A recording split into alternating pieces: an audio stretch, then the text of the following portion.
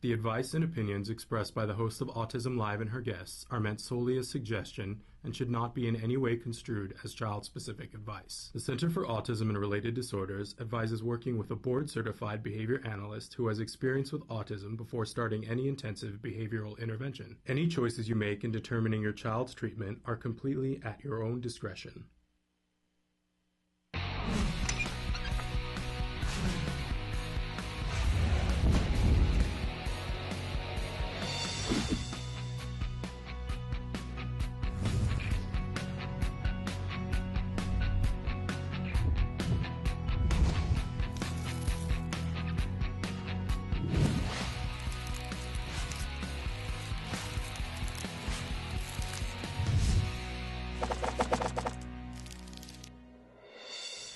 Good morning and welcome to Autism Live. I'm Shannon Penrod and we're webcasting to you live from the Center for Autism and Related Disorders headquarters in Tarzana, California. It's Wednesday, my favorite day of the week, because we have Dr. Doreen Granpeesheh. She's with us and she's going to join us to answer your questions for Ask Dr. Doreen in just a moment. But I want to remind all of you that this show is entirely meant to be interactive. You have the opportunity to write in, call in, to talk to us, to let us know your opinions, your thoughts, and most especially your questions. So Emily is showing you lots of different ways on the screen that you can get a hold of us, but I want to remind you that there's only one way to watch us live right now, and that is on autism-live.com. When you go there, you see a lovely desktop that is much neater than my actual desktop, but on it, there's a box that says the questions that we're answering right now. You can put your cursor there, you can type in whatever you would like in that space, hit enter, and it magically shows up here on my screen, and I can forward your question to Dr. Doreen Granpeesheh. There is no cost for that. You don't have to give us a credit card, give us your personal information, go through 17 screens. There's no login whatsoever. It's all free and it's all immediately interactive. So I encourage you to do that. Write in your questions. A lot of times we don't get through all the questions that you guys ask in 1 hour, but we do cycle back those questions and get them in later on. So without further ado, I welcome you to the show. I welcome you to that live question segment, and it is time for Ask Dr. Doreen. Dr. Doreen Granpeesheh is Dr. Doreen is an expert in autism. Doreen Granpeesheh. Dr. Granpeesheh. Dr. Doreen Granpeesheh. Dr. Doreen Granpeesheh is a visionary in the field of autism, and now you get to ask her questions on Ask Dr. Doreen. Welcome to Ask Dr. Doreen. This is the time every week when we are graced with the presence of the lovely Dr. Doreen Granpeesheh. Thank you so much for being here. It's my pleasure. Thank you. This is a wonderful opportunity for you at home to ask questions and have a true visionary in the field of autism, a true expert in the field of autism, answer your questions. It's such a wonderful opportunity. I want to get started, but before we do, I want to remind everybody that it's so important. I think, you know, the main thing that we always talk about is respecting individual children on the spectrum, and how each one of your children is very unique and very different, and that it would be a disservice to your children to think that you could write in a short question and that we could give child-specific advice. So I do want to give the cautionary statement that we won't be giving any child-specific advice, but if you write in and are particular about what you write in, there are a lot of generalities that you can share with us that really can change how much success we have with our child and our ability to create progress. Absolutely. I mean, we will answer most of the questions in as much detail as we can, but in some cases, because we don't know the background, it's just impossible, and you know, it might not apply to your child, but hopefully it'll help. Yeah, absolutely. So without further ado, let's get started. I love this first question. Dr. Granpeesheh, my child loves video games, and I'm convinced that it isn't all bad for him. I do think it needs to be measured, though. He is 11 and high functioning. How much time should I allow him to play video games daily? Oh, this is a huge question, right? And I love this question. Okay, good. Because of where I am right now in my own work. Okay. So, first of all, yes, you're absolutely right. Not all video games are bad. I think the fastest answer to this is like anything else. You know, forget the diagnosis, and this is your child. Families have different rules about how much time they allow their kids to be on the computer or watching TV or anything else. And the same holds true for our kids. If you feel that your child is using his computer, let's say, too much, it's excessive, then limit it to what you feel is an appropriate period of time for him to be on the computer. Or anything else, TV and so on, and just make sure that the time that he is on the computer or on a video game is not, it doesn't become sort of an obsessive type of behavior. In other words, when he's interacting with the game, you can, just like you would with any other child, say, okay, in about 5 minutes you're going to be done because we have to go somewhere, or something like that. It's as long as it doesn't become obsessive and rigid and takes over his entire life, then I think it's absolutely fine. And generally, I guess with my own son, I'll allow, let's say, 2 hours max per day. Okay. But really, it depends on what your family structure is and how you would typically do that with any other child, with your typically developing kids.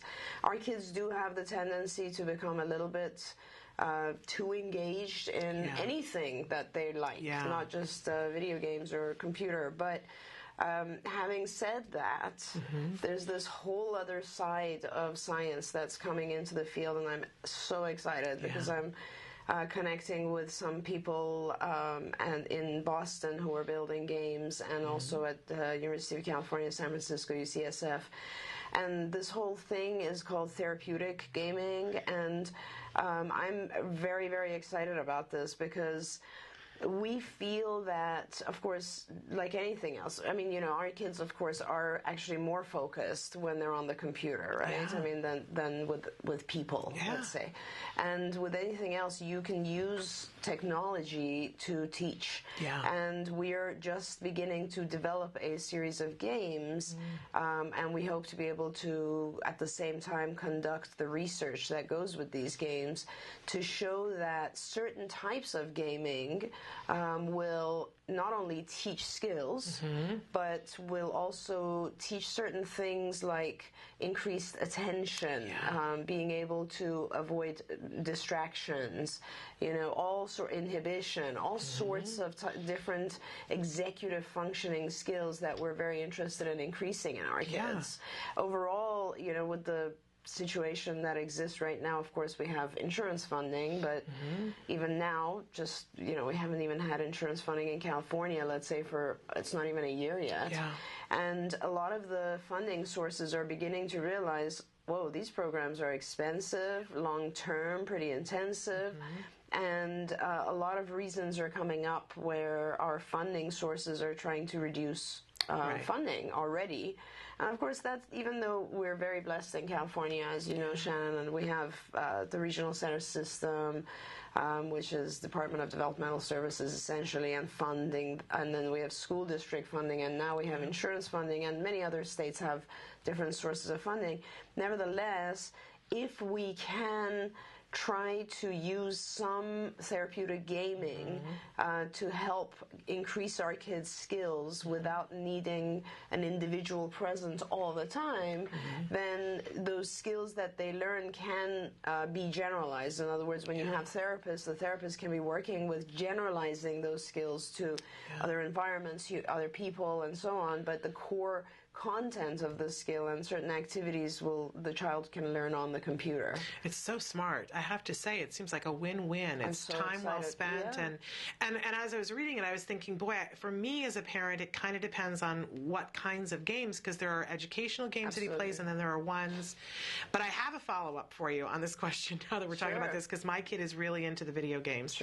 And you mentioned, it's really, you have to be careful about not letting them get to a place where they're obsessive about it. So my question is, what do you do when you've already gotten to that point, when you see that the child is obsessed and you go, okay, I blew it, and now I got to backtrack some way? How can you do that in a way that's not completely disruptive and not having a lot of challenging behavior? Because I feel like he's a little bit, I've said to him, you're a little bit of an addict, and when you try to take it away is when, and when I try to limit it, I have to be sneaky about it sometimes, and I don't think I'm getting it done right. So what What would you recommend? And I think part of what we don't realize with our kids is it's not just that we're taking away a preferred item, obviously, which is an aversive process if you take something preferred away, but it's also the lack of control they have over when it happens. Yeah. So I think it helps our kids if they have a schedule. Okay. So in other words, just like school. Our kids go to school, they know they have from this time to this time their least favorite course, a class, but then from the next hour, a favorite class, or whatever it is. And just like anything else, it helps us get through life. So if you can do a schedule that shows this is the time frame that you get to be on the computer in the morning, and this is the time frame in the afternoon, or you have a different schedule on the weekends perhaps, then it becomes much more not your fault, but the schedule's fault, that this is just my time frame. This is when I'm supposed to be doing this, and it's perfectly fine. And you can use any source of thing. You can have a watch go off, you can have a timer present, you can have whatever to let him get into the process of understanding that this time frame is what it is. Yeah. Now, if he's, let's say right now at 4 hours a day and you want to reduce this to 2 hours, then start with the 4-hour timer, and the next time you set it for 3 hours and 45 minutes, then set it for 3 hours and 30 minutes, then 3:15. Just reduce it gradually. So don't cold turkey him. Exactly. And very important is when he's not on the computer, he can't just be free. Right. You have to replace it with something, closely engaging and at close to the same levels. So if he's not on the computer, then that means you're going to be doing an activity with him, perhaps taking him out, perhaps having him do some other type of chore in the house, or something that occupies him. Right. And, during the time that, this is the last point on this, but during the time that he's over-engaged, this is a really good opportunity to teach him some behaviors during that phase. So for instance, he's really into his computer and you call his name and he doesn't respond. So that's a task you need to refresh. It's like, the whole cognitive set shifting thing, which is you're so focused on this, but if I call you, you need to stop for a moment, look at me, answer, do everything that you're supposed to do, and then you can go back to it. There you have a great opportunity to teach set shifting.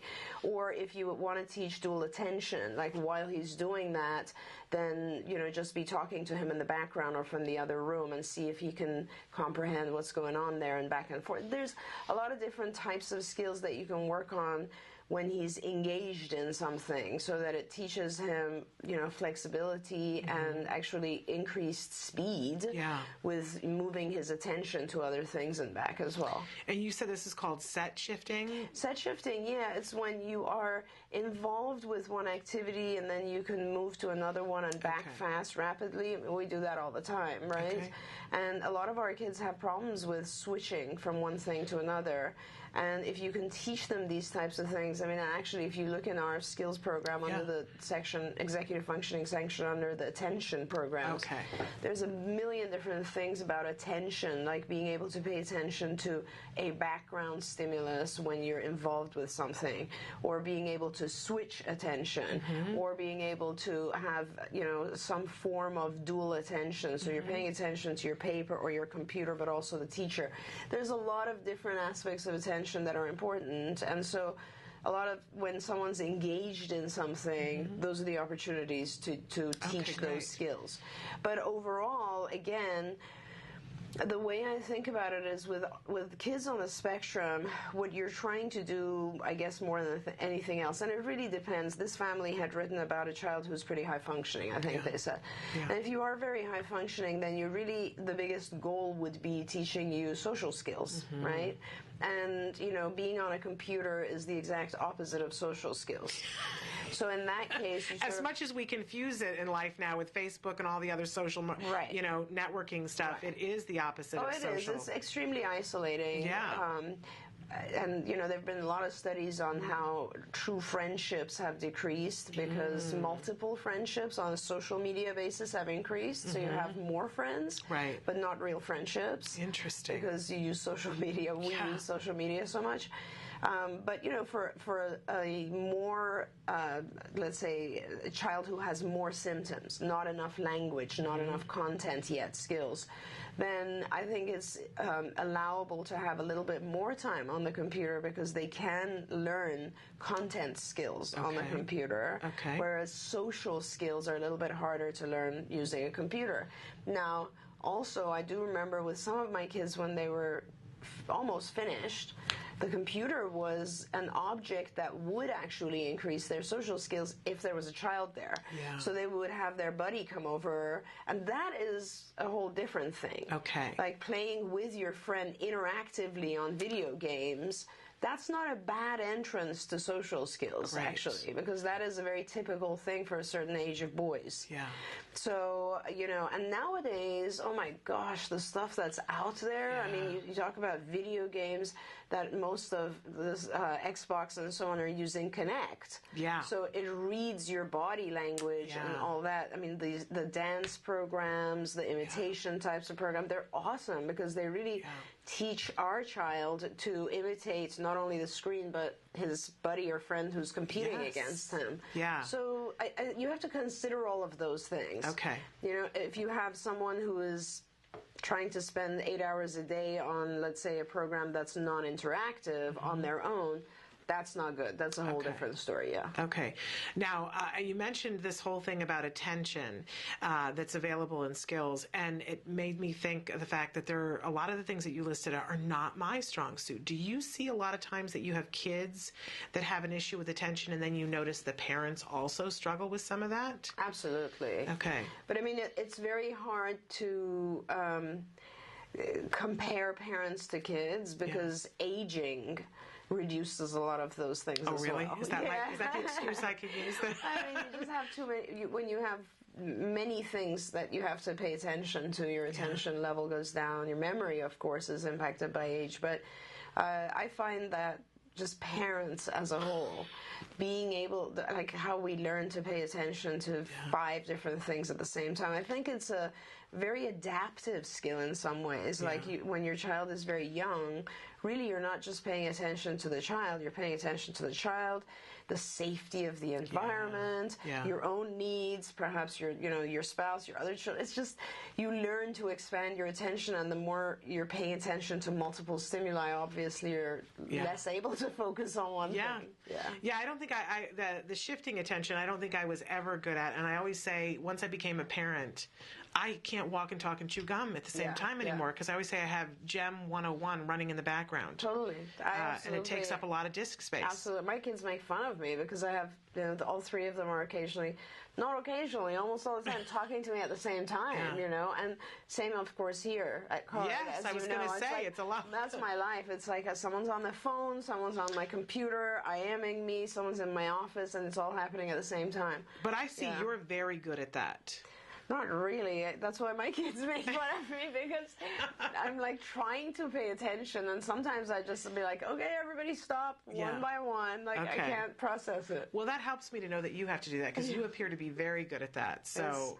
Not really. It's a world of multitasking. Okay, great answer to that videotape question. Next question. What do you do with a teenager who seems to have an endless amount of anger? He doesn't want to do what we ask him to do, and they wrote, so frustrated and scared. Okay. Really good question. So you have to, these are, that's why I said to you at one point, I love my teenagers, because it's easier to step into their shoes and see how they're processing the world, for me at least. So, well, thank goodness that you can, because a lot of us are confused at that point. I honestly, Shannon, it's like, it's exactly what we go through. Okay. So just think of yourself. Why do you get angry? What are the things that make you angry? They are things that you can't change, and they cause you frustration. So this always goes back to my basic lecture on ABA, which is, if you want to analyze behavior and you want to think about why we do anything, it's always if we want to get something good or avoid something bad. Okay. That's the bottom line, no matter what it is. And if you want to get something good, in ABA we'll refer to that as attention seeking or tangible function. That means you're trying to get an object or you're trying to get someone's attention. If you're trying to avoid something bad, that's like escape behavior or avoidance behavior. You want to get out of the classroom. You don't want to do all the work they're telling you to do and all that. If you have no control over those factors, you'll be frustrated. When you are, which means you don't know what you need to do to get the things you want at a certain level, and you don't know what you need to do to avoid the things you don't want at a certain level. So frustration, what happens with frustration, some of our kids internalize frustration, it becomes depression. Some of our kids externalize frustration, it becomes aggression. So aggression is just frustration. That's all it is. So the first thing it tells me is in this adolescent's life, in this teenage, I think, did they say teenager? Or, they said teenager.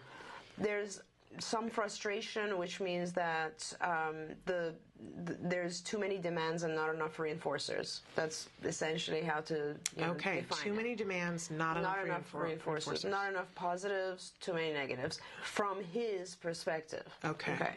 So it might be a very normal schedule. You have to get up in the morning, go to school, do this, that, and the other thing. But it's harder for him. So it's more of an aversive for him to do the things that are being asked of him right now. And when he does them, he doesn't feel rewarded enough. So what he's doing is he's, in his aggression, he's saying, this just isn't fair. This is just not okay. So you have to figure out, and this is very hard sometimes for us as parents, but you have to figure out and, just step back from it, list all the things that 100% are positives for him, are rewards and reinforcers. Not things you think, but things he likes. And you could even ask him, depending on his functioning level, or give him choices, pictures, and so on. So you can identify what are his reinforcers, and then list all the demands that are being made of him on a daily basis. Anything from getting up in the morning could be hugely aversive for him. I don't know his biochemistry. I don't know how he's sleeping. I don't know anything about what's causing him stress.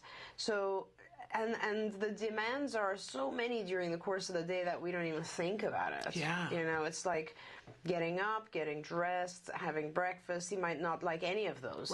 Going to taking school, a shower. Taking a shower. Some kids hate that. Various foods they eat might be causing them discomfort. They can't express it. Going to school, being embarrassed in front of other kids, not knowing how to join other friends or find friends, or all of that might be additional pressure. Wherever those pressures and demands exist, you need to figure out a way to make them easier.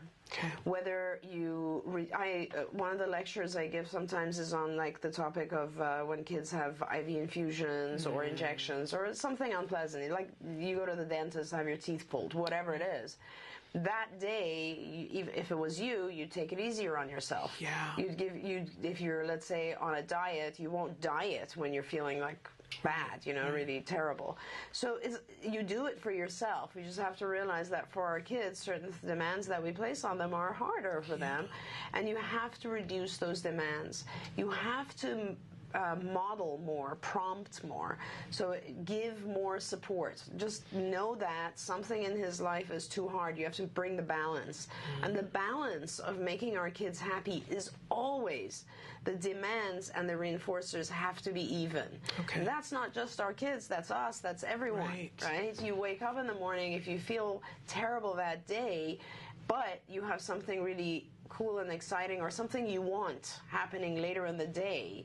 Like you wake up and you have a cold and you think, well, that's okay, I'm going to a spa today. Everything's fine again. You wake up and you're feeling sick and you're like, oh my God, I got to go on a construction site for 12 hours today. Too much demand. But hey, tomorrow I'll get to rest. Everything's fine again. The reinforcers always have to balance the demands. And when they don't, people become aggressive or depressed or anxious or whatever. What a great way of looking at things for our kids and for us as well. Oh yeah, absolutely. I mean, it's very simple. We get lost in it though because we think if he's aggressing, he's behaving bad and I need to somehow punish him, and that is just not the truth. We all aggress And that doesn't mean that we're behaving bad. That means we've gone over our limits. Okay. It's not like our kids intentionally want to be mean. No, they don't.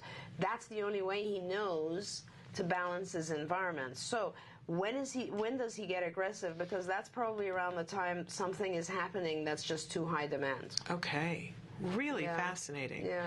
And should we assume that all of this is unconscious for the child and not get into having a discussion with them and trying to ask them to identify what it is? Because they may not know, oh my right? gosh, no way will they be able to know. We don't know. I mean, a lot of times what we do is we just assume various things. It could be 100 different reasons, but it is most of the time unconscious, or like the child is not aware, because what's happening is, this is how the process goes.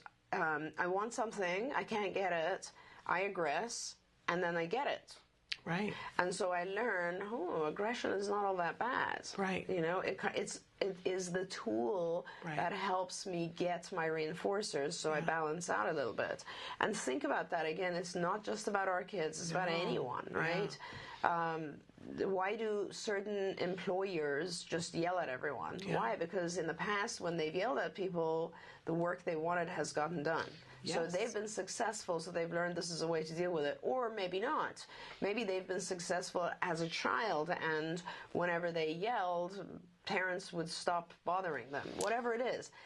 We learn these behaviors, and it's not like we're aware of what we're doing. Certainly not our kids. Right. Now, having said that, our kids also model from each other. Yeah. So a child could potentially see another child in school aggress and get taken out of the classroom, and from our child's perspective, it'll be like, that's not bad. I'd like to get out of the classroom. Maybe that's what I should do. That kind of seemed to work.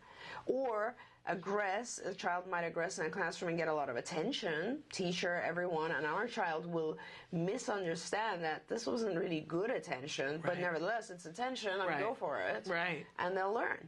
And it's, aggressing and just like pushing people away and so on is almost also a protective, innate behavior that we have. It's like if something harms you, you push it away or you try to get rid of it. So it's a very natural reaction for someone to get aggressive. The only reason we don't is because we've learned social norms.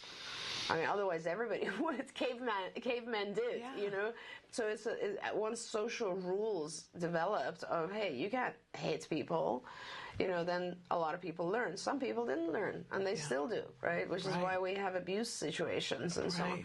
So it certainly is not something the child is aware of. Okay.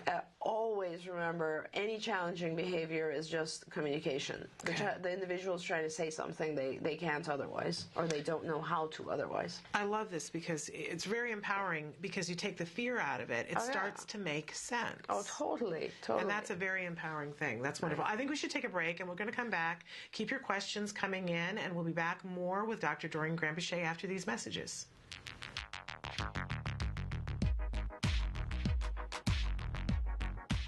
Every child with autism deserves a bright future. Without further clarification, the Affordable Care Act could actually result in less benefits for individuals with autism spectrum disorders.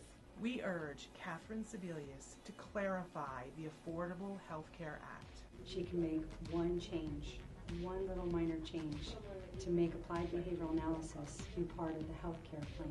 By signing this petition, you are protecting the health care benefits of individuals with autism spectrum disorders. We need to make sure that we are heard and seen. Sign the petition at autism-live.com.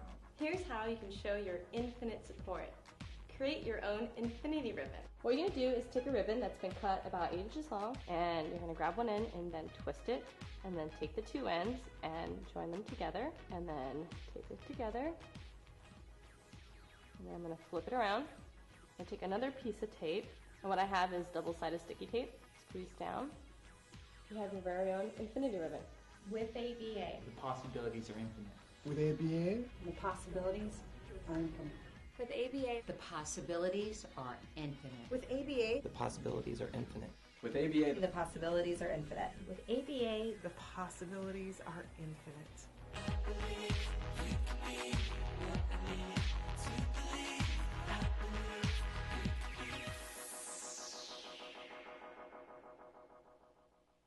Welcome back to Ask Dr. Doreen. We're here with Dr. Doreen Granpeesheh, a true visionary in the field of autism. And I know last week I had said something about the fact that you had over 2 decades, and you corrected me and said over 3 decades of experience working with children on the autism spectrum, which is, you only have to speak to you to hear it, but you certainly don't look it. Oh, thank you. So, in any case, we were talking during the last segment about a viewer had written in about a teenager who had a lot of anger, and there was something that you wanted to add to it when we went to break. Right. I don't want people to get the impression that when an individual as a child or an adolescent has a lot of anger and aggressive behaviors, that all you do is reduce their demands and so on. You fix the situation by reducing the demands and increasing the rewards, but at the same time, the individual, the child or adolescent, has to get the concept that this isn't a functional form of communicating with people. This is not okay, right? And so it's very important to not give in to whatever it is that the person is seeking out by aggressing. So if the person aggresses because they want to get out of a classroom, it's very important to not let them get out. If the person aggresses because they try to get an object or because they don't want to stop doing an activity, it's important to make sure they don't get the object or they continue the activity. So you do the opposite of what they're trying to achieve, and instead what you do is you redirect, you get other types of activities that will bring in the reinforcers. You don't want to be reinforcing the aggressive behavior. Right. And that but has attention to be very clear. Is one of the hardest ones. If they're seeking attention and they're aggressing, that's one of the hardest ones, because you certainly don't want to ignore the behavior, but you don't want to ignore the child, but you do want to not reinforce the behavior. The behavior, yeah. And that's, again, why, the field of ABA has developed so much and has given us so many different, really very clear rules about how you identify the function of a behavior. When I first started, all the functional analysis stuff wasn't really in place back then, and it was very hard to do or to train people to do functional analysis. Now you do a functional assessment of something, it's very easy. You just identify what the reason is, and yes, in some cases you will be ignoring the whole child. In some cases you'll be just ignoring the behavior. In some cases and that's a very important thing. When we say ignoring the behavior, like when I teach about extinction, which is sort of ignoring the behavior, I really go into 100 examples because you don't even talk about it. Right. So it's like you don't say to the child, I'm going to ignore you now because you're doing something bad, because by doing that you're not ignoring. And it sounds ridiculous, but I have in fact done that. Oh, of course, we all do that. We all do that. I mean, I'm ignoring that behavior. I still sometimes say to my little one something like, I'm just not interacting with you anymore. And you know what? I just interacted. And the truth is, all you have to do is just walk away. Yeah. The scenarios where you don't walk away is just safety issues. Yes. To the child themselves or to others. And I swear to you, a lot of times parents say to me that my child is, let's say, becomes so aggressive that they will injure themselves. For instance, hit their head on the wall or desk or something. And I will tell them to put a video monitor in the room and watch the child from outside. 99% of the time, we don't do aggressive acts to ourselves or property destruction or anything like that unless there's someone else present. Yeah. And that tells you right away it's attention seeking. Yeah. Amazing. And then we also wanted to note that we talked about during the break that if you're having a child who's having a great deal of anger issues, and an adolescent, and it's getting scary, get professional help. And this is, I talk about this because this is my language, this is how I've lived most of my life. It isn't easy. Right. And when you are dealing with an adolescent who's probably bigger than you, stronger than you, you should get professional help. You really should. We have a program here at CAR. It's called SOS, Specialized Outpatient Services, and that program is short-term going and dealing or bringing in our kids and dealing with just severe challenging behavior and training the parents how to deal with severe challenging behavior, and it works. And I think a lot of times people assume that that's just for the younger kids, and it really isn't. It goes the gamut. Well, it definitely goes the gamut because the younger kids are so much easier. Yeah. And when you become just larger and stronger and you still don't have functional communication skills, aggression develops at all different ages. Yeah, absolutely. Yeah. So good thing to note. And if you're interested in finding out more about the SOS services, you can go to centerforautism.com or you can call the 800 number and they'll connect you with that. I know we were clients of SOS at one point when Jem was hitting me in the head. Right. And I got to the point where I said, help, we need help. And they came in and turned that around very quickly for us. And if you, I don't know if you still are having Jonathan on the show. He's a regular. You should talk to him more. You should have him talk more about challenging behavior. I will. I've heard him lecture on the subject, and he's spectacular. Yes, he really is incredible. And I will make sure that we do that. He's away this week because he's at ABAI, the Autism Conference, speaking. Yeah, that's right. But I'm jealous. I would also like to be there. But he'll come back and tell us all kinds of things about that. And I've asked for those of you who are viewers, if you're attending, to let us know different things, talks that you went to, and what you thought of them. But I digress. Our next question, and you've talked about this a little bit before, but they want to know, what do you think of all the different autism diets, the low oxalate, paleo, SCD, Feingold, GFCF?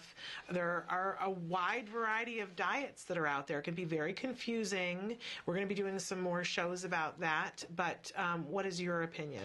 And yes, there are a lot of diets out there, and it is very confusing. My opinion about that is that, and this is sad to say, but the truth is that many of the ones you listed there, I have seen have different types of interactions with kids. So it's like certain medications, for instance, that will have a positive effect on one child and not on another child, and the diets are the same.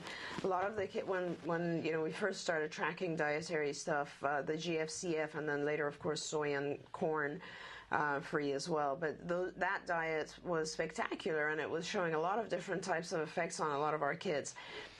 There are other kids who have other issues, like a lot of yeast issues. Those will impact what type of diet. Kids with seizure will have a certain type of diet. If you're looking at some of the kids with the specific carb diet, do extremely well. Others do absolutely horribly. The low oxalate diet has had a lot of impact on some of my kids. I've seen that. It just really varies. In that realm, in the dietary, I really truly suggest you work with a very experienced nutritionist. There are some, Julie Matthews, for instance, is a very, very good nutritionist. There are some really good nutritionists in the field, and or also with a physician who is familiar with these diets and can help you really understand which is which and how it works. The low oxalates, Susan Owens, who is part of the ARI group, basically, is a mom who is extremely knowledgeable about the low oxalate, more than anyone else I know. Of course, on the SCD diet, there's a lot of books. Feingold, all of these other diets have been published, and there's a lot of material on them. And there are some lab tests that help you establish which one you should go to.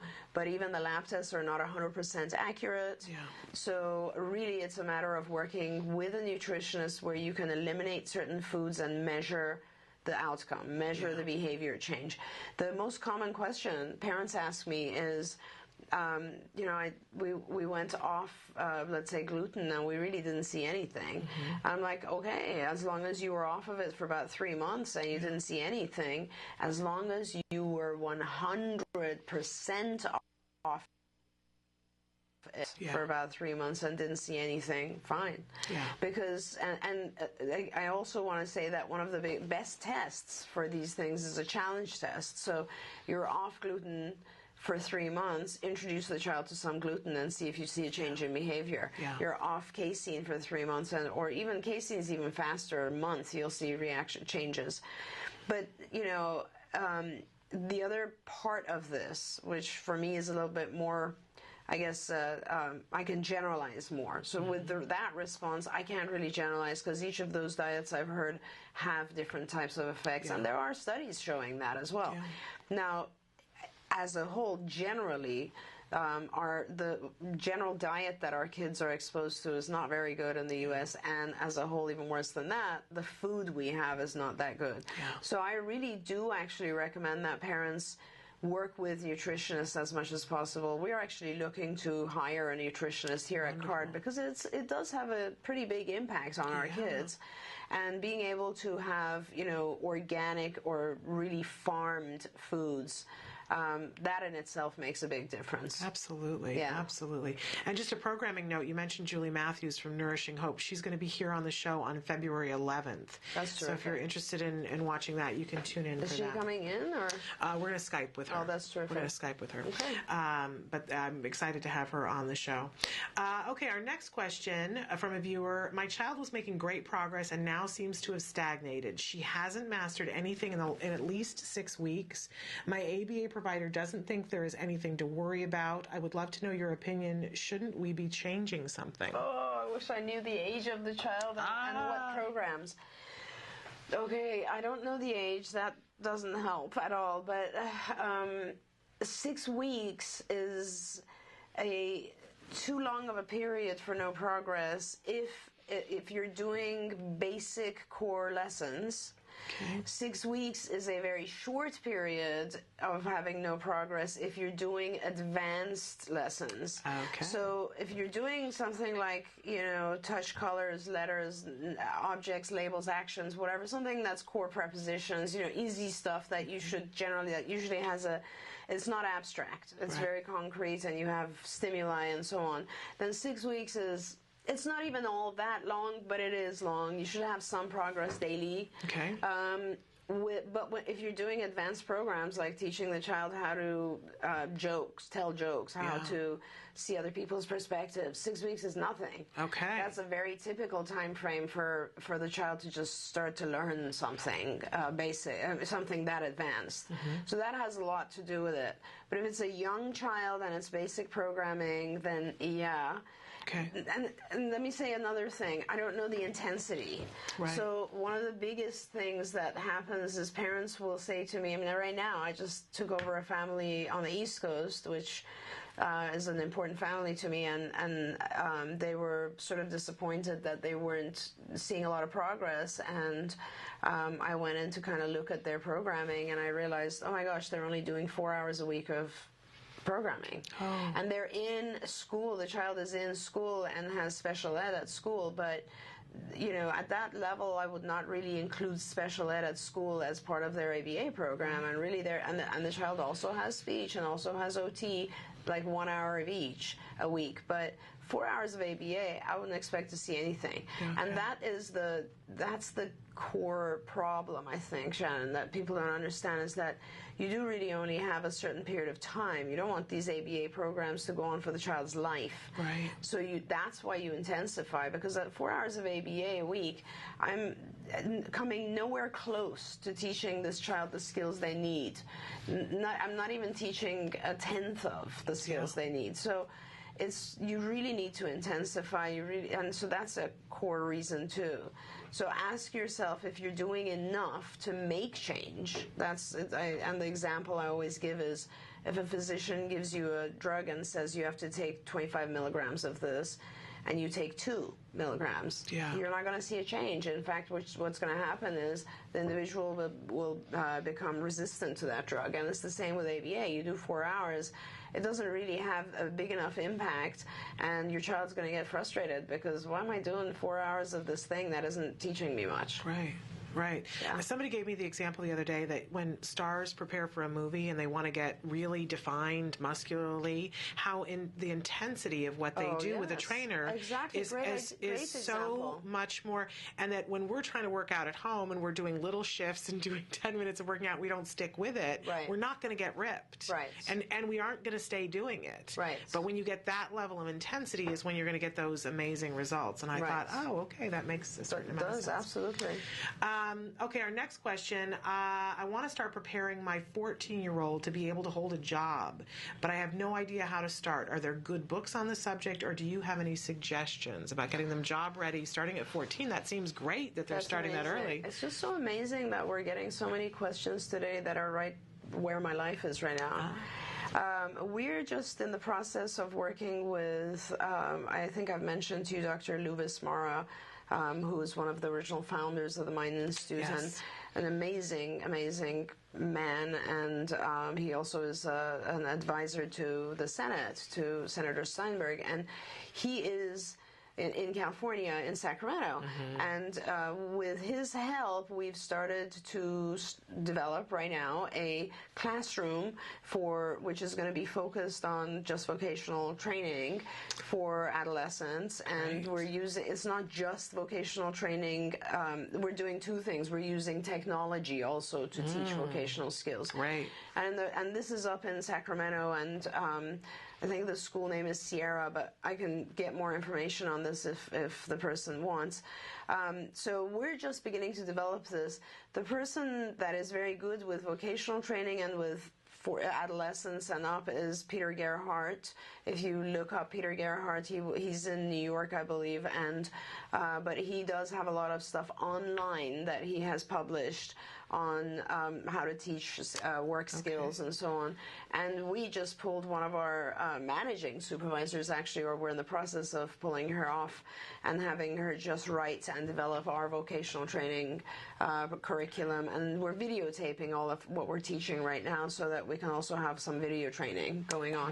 But yeah, there is actually a lot of material out there, and I think Peter Gerhardt's website would be a good place to start. Okay, great. And how do you spell Gerhardt? Gerhardt. Okay, good. Fabulous. Great information. Okay, we're almost out of time. So, this is a great question, because sometimes my child cycles through this. My child asks me a question and I answer him. Then 3 minutes later, he'll ask me the same question again. I answer it again, and then a few minutes later, he'll ask the question again. And the thing is, he really doesn't remember the answer I gave him. It drives me buggy. Is there a way to make it stop? So I don't know if, and we only have a couple of minutes, so I'll be fast.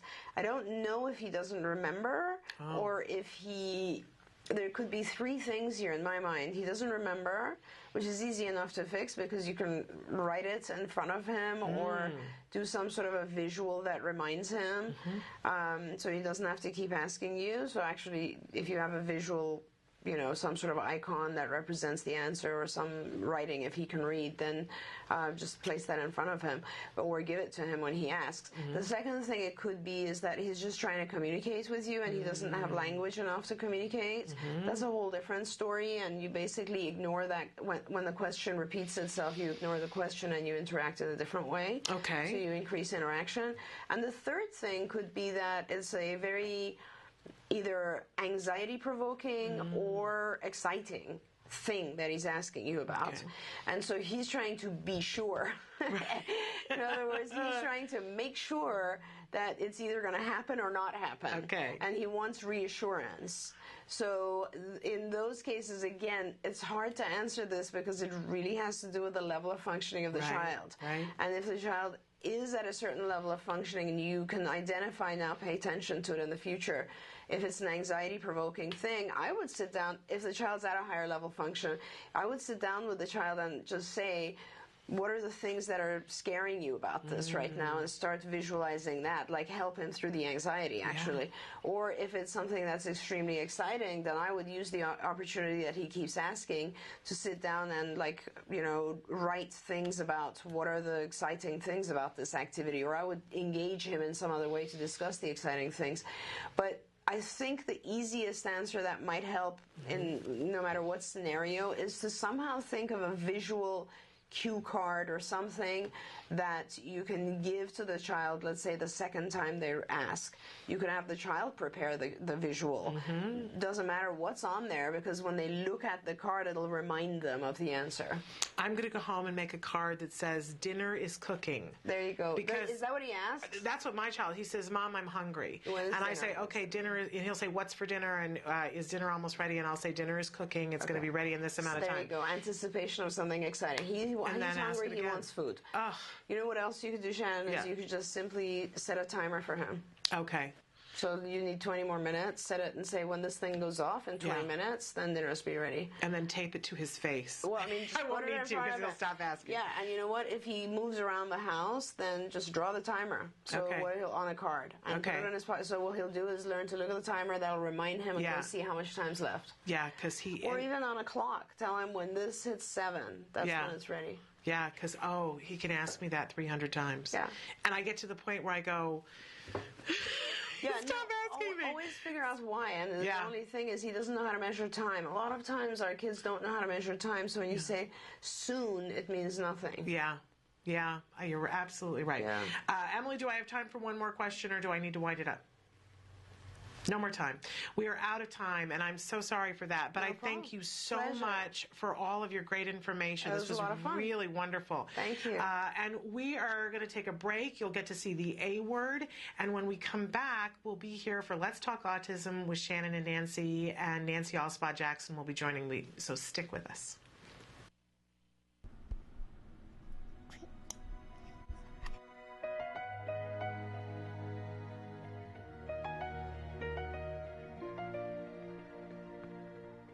Every month, Jack Riley's case supervisor, therapists, and parents meet to check in with one another. During clinic, they determine what skills have been mastered and what new lessons should be added. Put the line under the truck.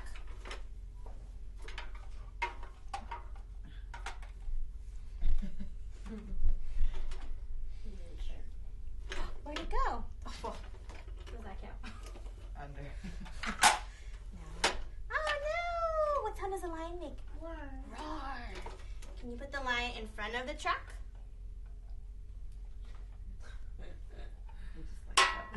It's more fun that way. Roar. Good job. Open. Open. Well, hold on. Put the lion behind the truck. Okay, so I'm going to add prepositions. Use reference objects that has all the obvious sides and make sure that the objects that you're using, like the reference object or the target object that has to manipulate, is not something that's too fun because then you want him to start playing with it. So just sort of keep it neutral items. In the lesson prepositions, they first start with on top, since Jack Riley can clearly see what's being referenced. Once he understands that preposition, they'll include more complex ones, such as underneath or behind. The reason those are complex is that the child cannot see what is being referenced. Do you know how many Tonka trucks your dad had? You didn't say them for him? No.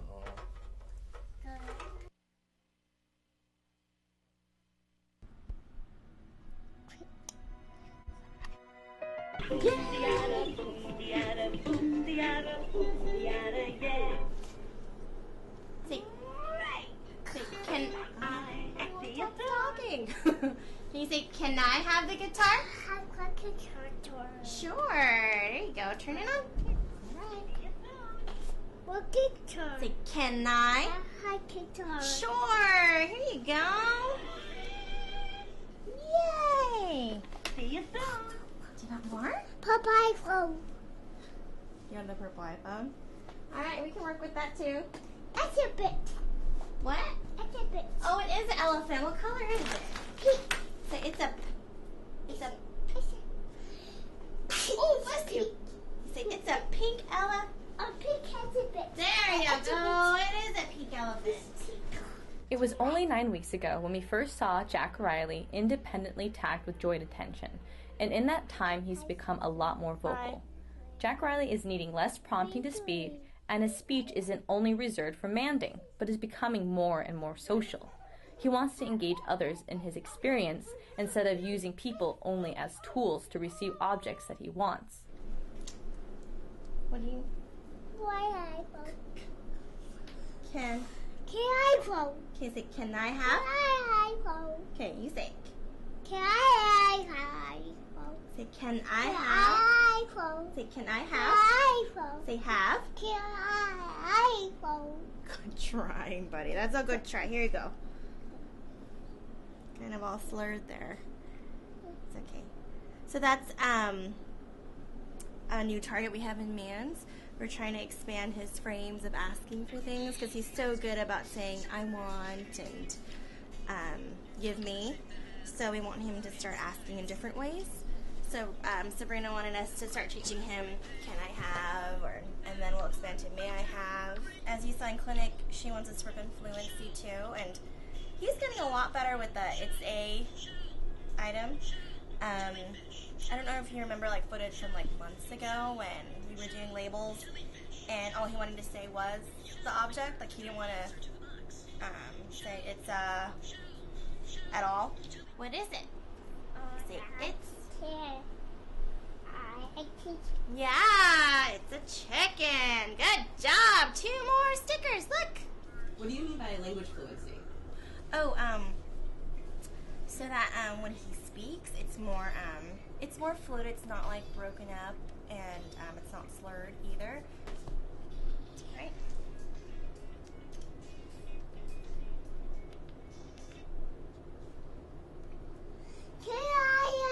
Yay! There you go, buddy. Very good. That was very good. He picked it up really fast. Still slurred, but nonetheless, still pretty good. But I guess as you can see, like through your footage, like he picks up things in like a couple trials, and he already knows it.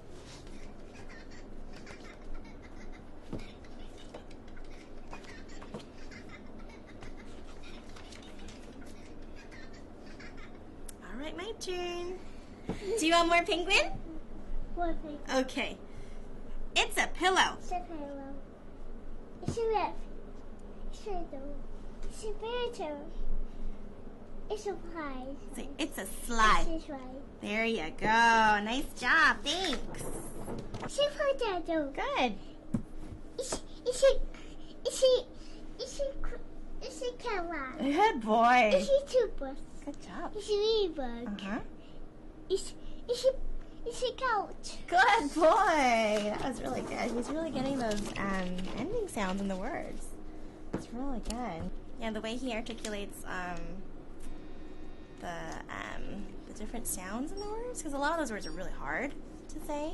It's really good compared to what it was like when we initially taught him. And I know we added the words that he can't articulate very well in echoics, and I guess that helped too. But just hearing the fluency and the way he says it is really good. I'm impressed.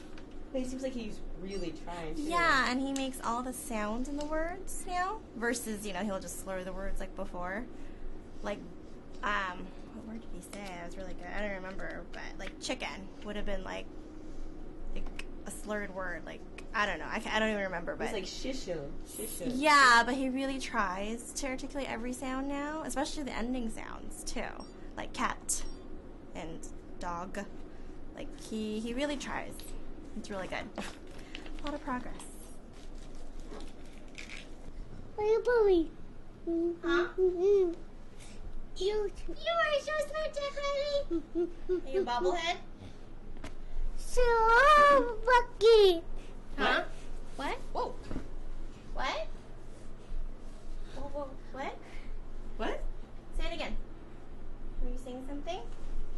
What? So you're a monkey? What? Okay, I'm here. What? You want to look? Look. See, I want to look. I want to look. Okay. What do you want to see? Can you sing to the camera? Wait, look at who is that? Jack Riley. Jack Riley? Can Jack Riley say hi? Say, how are you doing? Oh, you want to look at yourself. Come on, and show off. Whoa. Hi. Say, I'm Jack Riley. I'm Jack Riley.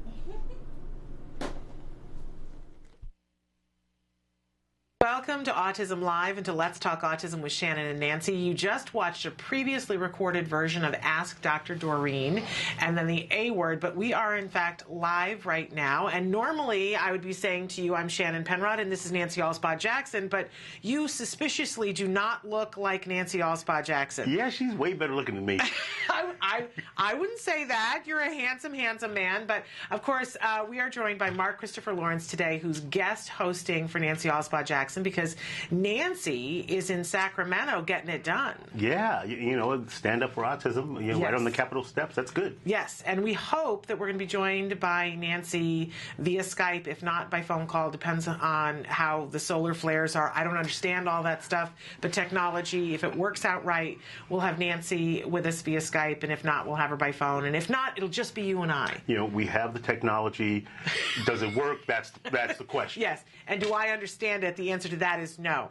But in any case, we hopefully will be talking to some of them on the steps of the Capitol. We're talking about the California Capitol because there is a long list of legislation that is being put forth on behalf of autism. But we have to start out by saying this is the first live show that we have done since the tragedy that happened at the Boston Marathon. And so I know both of you were talking about this earlier, and Boston is a much-loved city for both of us, and we want to say that our thoughts and hopes and prayers go out to all of the families affected and really to our entire country at this difficult time. Yeah, absolutely. It's you don't think of your home being attacked. You don't. Even after 9/11, it's still a shock when something like this happens.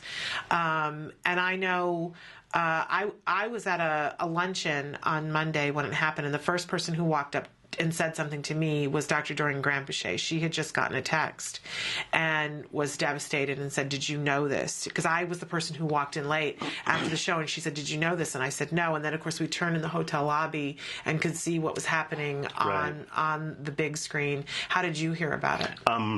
I was on the train actually coming up to L.A., and on my phone, I get these notifications from a news outlet. And I looked down, I was like, oh, wow. Yeah. Yeah, and I can't imagine. I know people reported that when the first bomb went off that people thought, oh, something has gone wrong. There's something that's happened underneath the city or something. Right. But then when the second one went off 10 seconds, then everybody immediately had this understanding on the street, we're under attack, and this is a difficult, and, people running to help other people and running away to get out of the way. I mean, both situations. Well, I mean, that's one thing that I love about this country is that people are willing to put their lives on the line to help. And my hat goes off to those people who risk life and limb to help others. Yeah, it really was amazing to watch the video and to see people running in to the situation. Really. And it's been interesting in the last couple of days to hear the stories of those people and what they were feeling. But again, we want to say to everybody, our hearts and thoughts and prayers completely go out to you. And if anything happens during this next hour that we're on with you, we'll make sure that we keep you guys up to date. But I also want to say, too, that you joined us on the show for the first time a little over a week ago. You came by, you had a hair appointment with me. Yes. And we've been doing... I had my shirt tied in a knot. We've been doing Compassion in Action for Autism Awareness Month and asking everybody to do something kind for somebody else. That's that's been our thing for this month, and I still stand by that, especially in light of events happening in the world right now, that when we have the power to do something positive, I think we turn the question around. And so you were so sweet. You joined us a week ago Monday, and we have a picture of you doing the first pass, shaving my head. And want to remind everybody that I chose the action of shaving my head because it was the story that there you are with Alex Plank is dusting me off. There's a fabulous picture that was in all the press here locally. I think it's this one. And it's a great picture of you and Alex and my bald head. But if you look closely, there's all this hair on my chest. I look like I just came out of the circus, and I'm the hairy woman, no hair on my head, but hair on my chest. We managed to wipe everything else off with that. But I want to thank you again for being willing to do that and coming and giving us of your time. You're a very funny man and a brilliant actor. People know you from Chuck. You were Big Mike on Chuck. And you've done so many other things. Terminator 2. Your list of credits is longer than my arm. You've done just about everything that there is. And you've recently been added to the Glee family. here playing Unique's dad on Glee. Yeah, I hope they bring me back soon. Well, that's what I'm counting on. There is so much fodder in that storyline. We saw you on the Grease episode where they were getting ready to do Grease, and you were the concerned dad. Right, and asked him not to dress like a girl at school. Yes. And somebody posted something the other day saying, I'm sure you're going to be back because he's acting up. He's wearing a dress again. Yeah, and of course if you watch, we're Gleeks here. Emily and I, our technical director, we're big Gleeks. And of course there's this mystery about who it is that's sending the one character these text messages. And I think it's unique. I think that it's unique to it. And so I think we're going to see some interesting things. And they're going to have to bring Dad in to kind of settle things down. But it's an interesting storyline. I mean, here you've got a child who, he's identifying, he's got one sex, but he's identifying with another sex. Right. And what does a parent do in that situation? So I think that they're going to have to bring you back because you've come out in this stance about be who you are at home, but we don't want you to be hurt. Right. In the school. Right. So you asked him not to play the character in Grease, to not do it, because I thought it was a bold step that they were going to let him play the female character. I can't think, Emily, what's the name of the character? Rizzo. And so the whole song about there are worse things that I could do. And so you asked him not to do that. And of course it left room for Santana to have to jump in and do the role. But I do think that there's fodder there. There's a lot of stuff that I certainly want to see what happens with that from a parent standpoint. It's interesting, a couple of months before I got that role, there was a family on the Today Show who have a little boy who's must be about kindergarten maybe, and wanted to be Princess Ariel for Halloween, and then wanted to continue dressing that way at school. Wow. And it was an African-American family, and I was like, I don't know how I would respond to that, but they were just like, okay, well, all right, let's wear the dress. Yeah. And they were okay with it. Yeah. And I think as parents, I think people try to be accommodating for their children. And I think in some cases, when there's confusion, you need to explain things to children, not just accommodate. You're not the friend, you're the parent. Right. Right. And there comes the choice of teaching a child to be true to themselves, but also keeping your child safe. Yes. So it's a huge issue for that parent. And I certainly, Ryan Murphy, if you're listening, that's a story I want to see more from. And we're big fans of the Glee Project, and we're big fans of Glee here. So we love that show. So we're thrilled that you're a part of that family now, and hope to see much more from that storyline. Me too. We'll look forward to that. So we're thrilled to have you here today, and I want to take just a second to talk about why you give so much time to the autism community. And I know people have asked, why is that? How does this personally affect you, and what are you willing to say about that? I have a nephew who has 2 children that are diagnosed, and he married a young lady who has a child that's diagnosed. Wow. And because of that, it made me want to find out more about autism and the causes and what that spectrum is, and so over the years, it was just easy for me to just lean into this. Yeah. My nephew is a very happy kid. I mean, he's 25, I think. But he's got 3 kids now on the spectrum. Right. And so how do you cope with that as a young family? Yeah. How do you pay for that? Well, thank you, because I don't know. If Holly Robinson Pete says nobody can afford it, then I'm for sure that your nephew can't afford it. Exactly. And, right. He's garden stuff.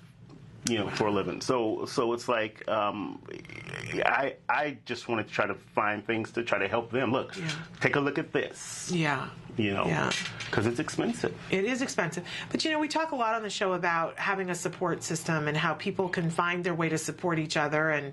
And I know from having a child on the autism spectrum that different people in your family and different people in your life cope with it in different ways. Yeah. And there have been people who are not in our lives as much that they didn't get it, didn't appreciate it, expected our lives to stay exactly the same way and to fit in and to come to their barbecue when they were having their barbecue, right? Yeah. And after we gave them some time to kind of get used to it, and then over time, we just saw we don't fit into your life anymore because we have this other thing going on. And then other people found huge imaginative ways to help us out, that they were thinking outside the box.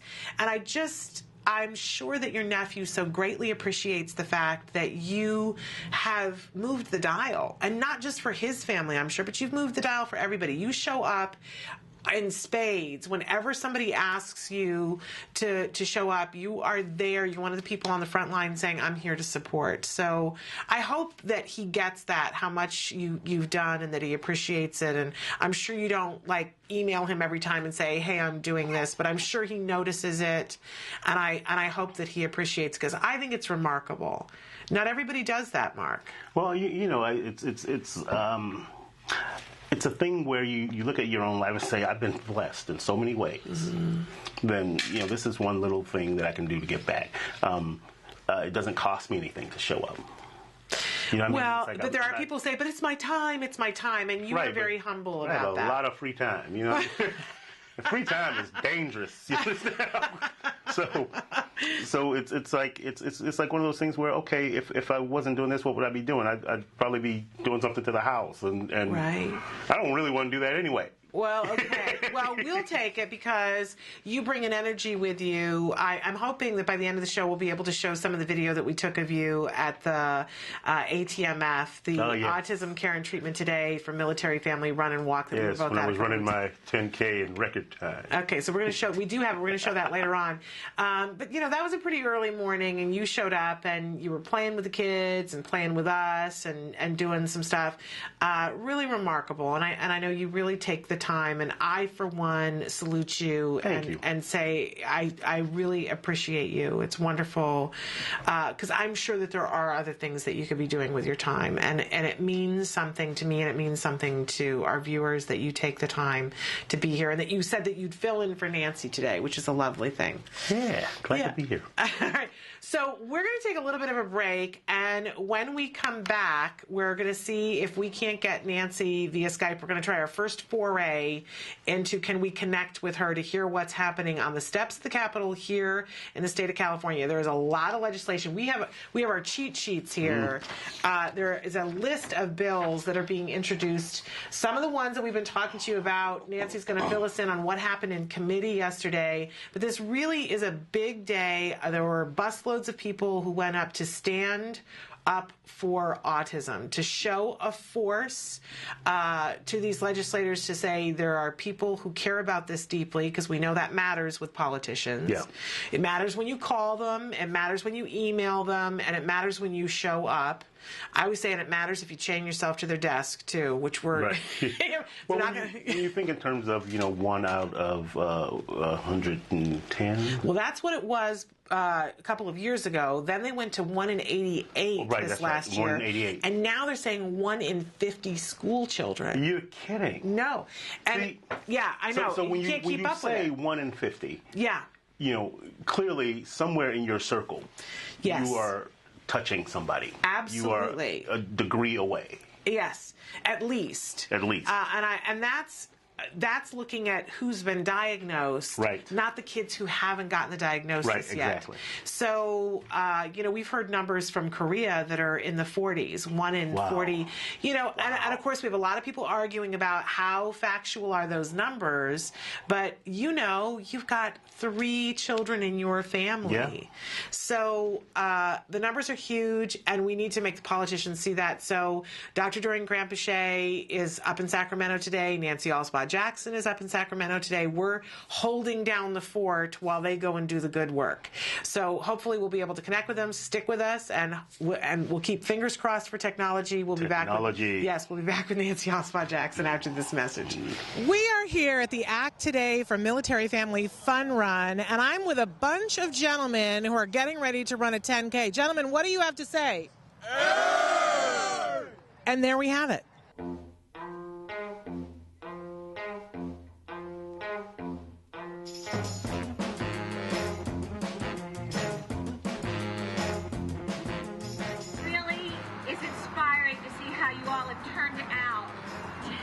Military children with autism. And to me, all of you military runners out there are the real superheroes, okay? So we don't need to be at home watching cartoons. We got the real thing right here. Let's hear it for the military! We're here with Staff Sergeant Email, and we're thrilled to see all of these fit young men out here, and we're told that you're responsible for having gotten them all here. Tell us how you made that happen. We got roughly about 69 Marines out here this morning, and we're going to run on behalf of our Gunnery Sergeant Tajma and all autism children out there and anyone else. So that's you're going to get the job done? Yes, ma'am. Well, we appreciate it. Thank you for being here. Thank you, ma'am, for having us to come out here. Runners, take your mark. Set.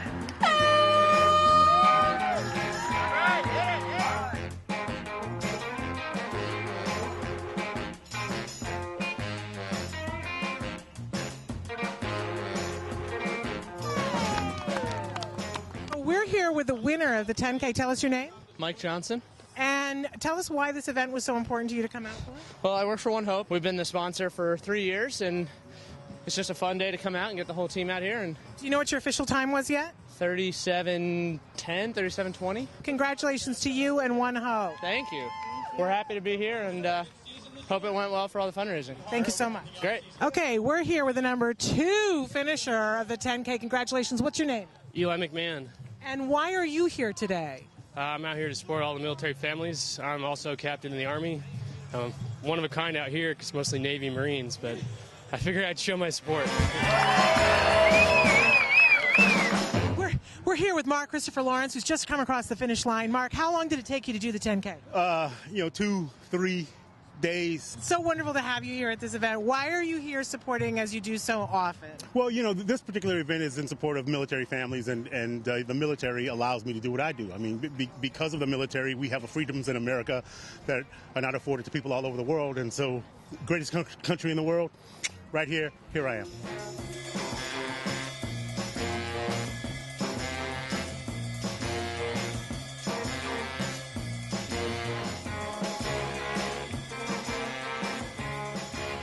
We're standing right in front of the Card Kid Zone area. What a wonderful area that you guys contributed to this event. The Card San Diego office really had a great time putting together. They are one of the, I think, the top fundraiser for this event. All the therapists came out, so it's wonderful.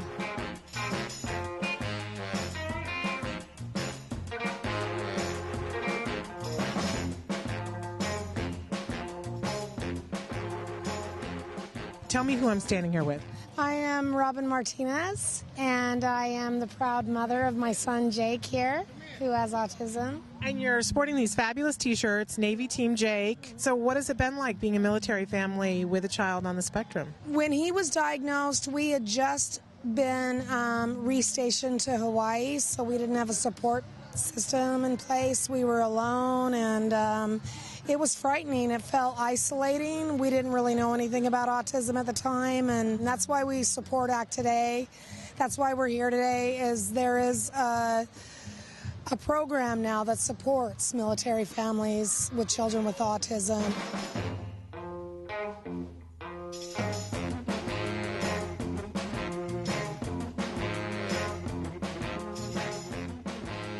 Tell me why you came to this event. Because my son was diagnosed with autism when he was 3. I try to support autism in any way because I just want to see him function to his fullest ability. What do you wish all of us knew? I don't want to say it's hard because I love it.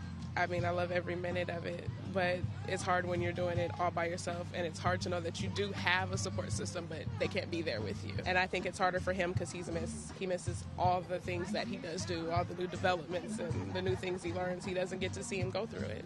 We are here with Tom Leahy, the president of One Hope Wine. You are the title sponsor for this event. First of all, we have to thank you. This is a beautiful, beautiful event. Why is this important for you to sponsor? Because it's such a big topic.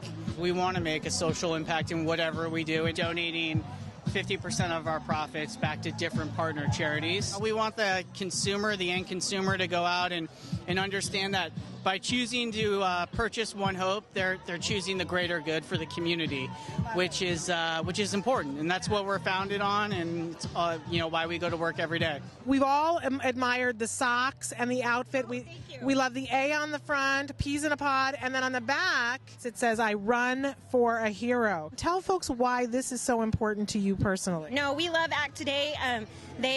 everybody that comes into Jimmy's journey, we hold very close, even if they're there for a little bit or for a long time. And Act Today has definitely been with us for 3 years, and we appreciate it, and we'll stick with them as long as we can. Not only did they, give us a grant that did so much for us, but, they have become family. Are you also a military? Or you're military? My husband's been in the military for 20 years. This summer he hits 21, and my whole family's part of that journey. And he'll stay in. He'll probably do 30 until our insurance is willing to make that step and pay for ABA. We're going to head on with the military. When I asked a group of Marines earlier, who should I interview, they said that you guys were the ones to interview. Why would that be? My battalion came out and supported not only our family but this event. I really appreciate them. We're touched, that they take from their limited time off to come out and support us, and it's really touching for our family to see we support each other in everything that we do, whether it's at the workplace or in our personal life. We're here at the Act Today Military Family Run. Tell me why this is important to you. Because our son has autism. You're also military, is that correct? I'm in the Marine Corps. I'm in the Navy. So are you both active duty still? Yes. How does that work with a child on the spectrum?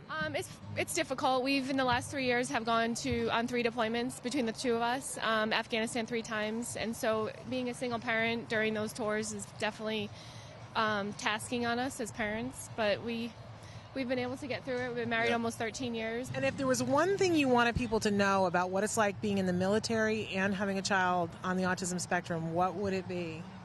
It's very tasking on our relationship and our family. Yeah, as far as emotionally. What kind of support would you like to see more of? What's helpful to you at this point? We personally have not had any issues with support. No. Today, we're doing this for other families who do have that difficulty. And clearly he's doing great. He's doing very good, yes. He's in ABA therapy, IBI therapy, all kinds of therapy. So he's definitely gotten way better since we first were diagnosed, yeah. Well, you guys are inspirational. I have to hug you. But I have to say, first, thank you for your service. Thank you. What's your favorite thing? What are you most into? Starts with an L. Is it Legos? Are you into Legos? I saw those eyes light up. My son's into Legos. Can I tell you something? Yeah. So nice to meet you. Have a great time. Thank you.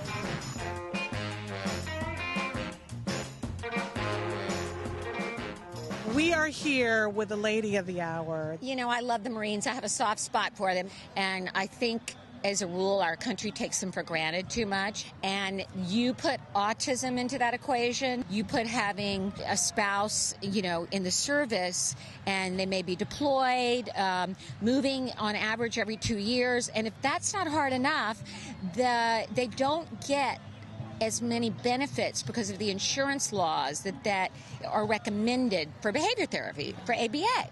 And so that's why we started this campaign, to close the disparity.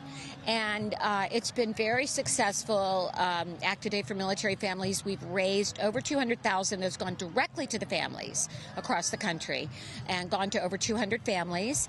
And we're going to keep doing this, until it's millions that are raised.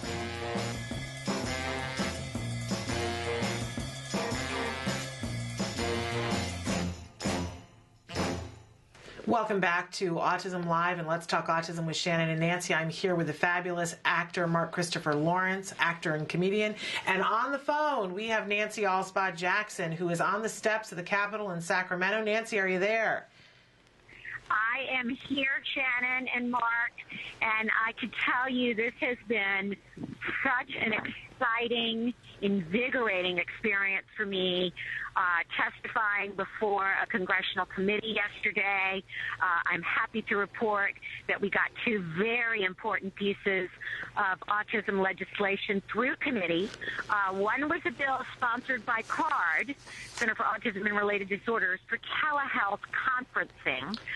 That would enable families that cannot go to in-person meetings with the regional center, which many of them can't because of either they live in a far-out area or they're working, that they would be able to have meetings via Skype and telephone with their regional center coordinators. That got passed through committee. So it's on its way to full passage. And that is AB 1231 for those of you who are watching.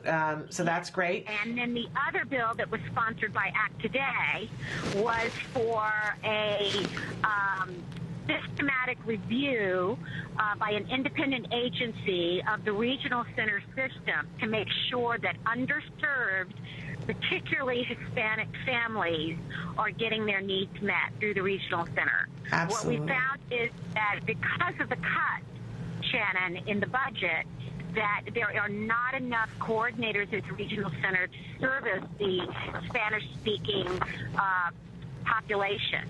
Yeah. So this have basically an oversight agency monitoring that the regional center is providing enough services to meet other culturally diverse populations, which we know is a huge problem, particularly because the latest numbers from the CDC showed the largest increase in autism among the Hispanic community, second largest increase among the African American community. Yeah. So to really reach out to these communities to make sure they're getting the early diagnosis and then the intervention and the care through regional center here in California to get them into early behavioral therapy programs. And for those of you watching at home, so Nancy's talking about AB 1232, and that has passed committee yesterday. Congratulations, Nancy. That's huge.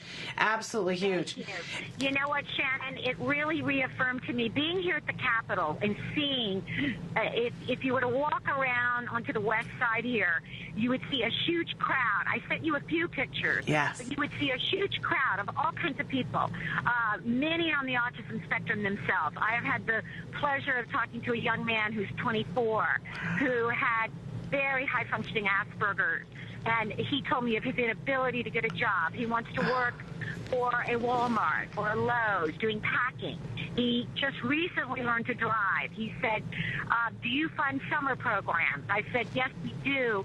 This year it's too late, but because we have so many families awaiting grants. But all this young man wants to do is work. He was so bright, so engaging, so polite. He would be an asset to any business. I have seen some profoundly autistic adults here with their caregivers who are living in assisted care that are aged out of services. And you know, we have to find a way that we can get to these older individuals on the spectrum to continue their life support while we are getting the children earlier. And when you see all these people here and the public, and you go into hearings, and you hear a young Hispanic mother testify about how her child was diagnosed at 2, and because of his 40 hours a week of ABA therapy, at the age of 9, he is now mainstreamed in a class. He still has an aide, but the aide is there for the general class. And she has a profoundly disabled daughter as well who has Down syndrome and was born without an esophagus. She had hoped to be here today to rally on the steps, but had to go to doctor's appointments. But she took the time to come here and let her voice be heard. And it just shows that we still live in the greatest country in the world. Of course, we have shortcomings, but we live in the greatest country in the world with the greatest access to care and treatment for autism in the world. And we have to keep working at this to be an example for everyone. Well, Nancy, I so admire that you're there, and I think it's incredible that so many people have taken the time to be there. I just can't. What is the mood? Is it jubilant or? The mood is very upbeat. There is a group of young musicians, all of them on the autism spectrum, performing right now. In a few minutes, Ariva Martin, who organized a rally here, is going to speak. Dr. Doreen Granpeesheh was scheduled to speak from Center for Autism and Related Disorders, but she's so busy back in LA training therapists that she wasn't able to get on the plane this morning. Oh, dear. She's got a lot of demands on her, our founder of Act Today and also for Center of Autism and Related Disorders. So Julie Kornack, who is her public policy analyst, is here representing her. And I just want to give a shout-out to a couple of very special legislators. Yes. We have Assemblyman Manuel Perez, who basically sponsored two of the bills that we testified for yesterday. And he is a real champion of not only the autism community, but the Hispanic community. Also, Senator Darrell Steinberg, who is the, his title, he is like top in the Senate. He is also a big advocate for us.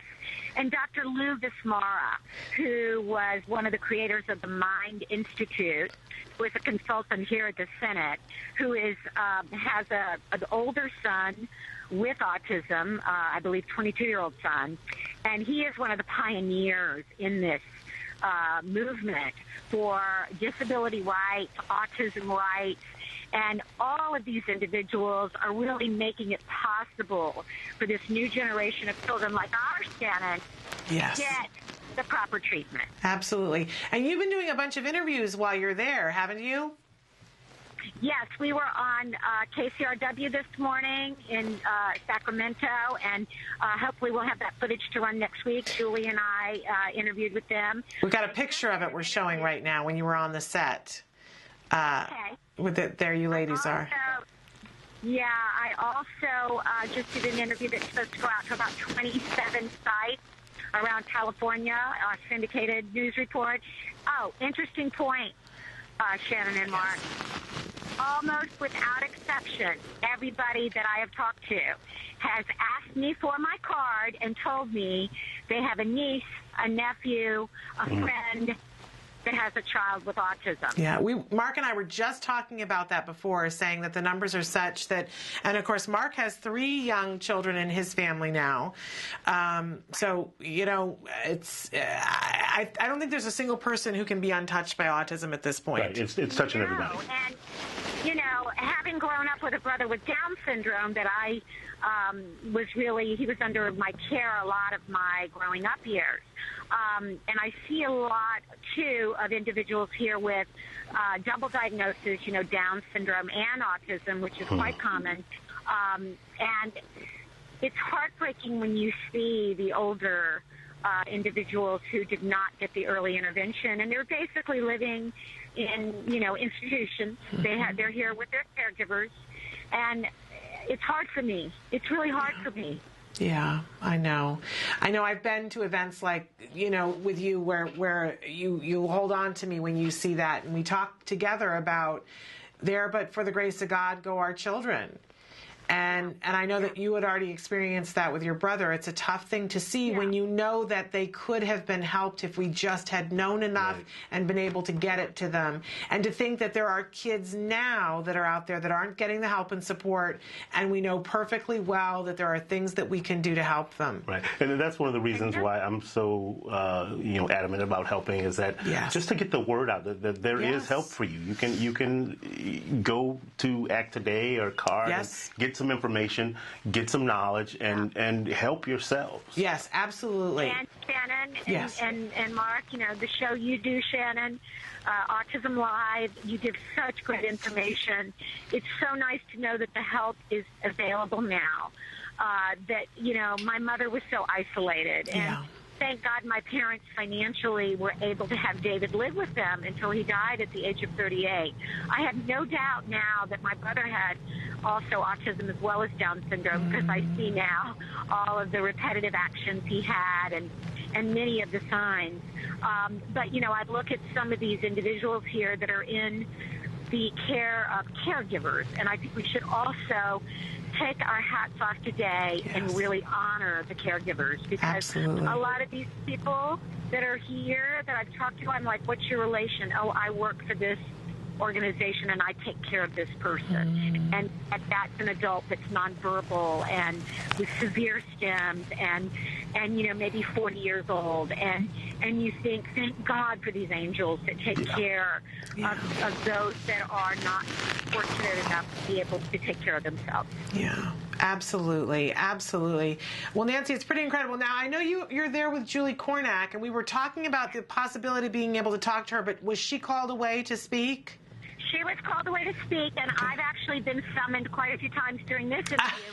So I'm going to go around and see how the rally's doing, and then I think we're visiting with a few more congressional leaders. Okay. And then we'll be on the plane this afternoon, and well, you know what? Let's have Julie on next week to talk about the significance of all of this. Absolutely. And Mark, I want to thank you for being there for us as always. My pleasure. Our greatest celebrity supporters. And you don't have to take the time to do what you do, but you do.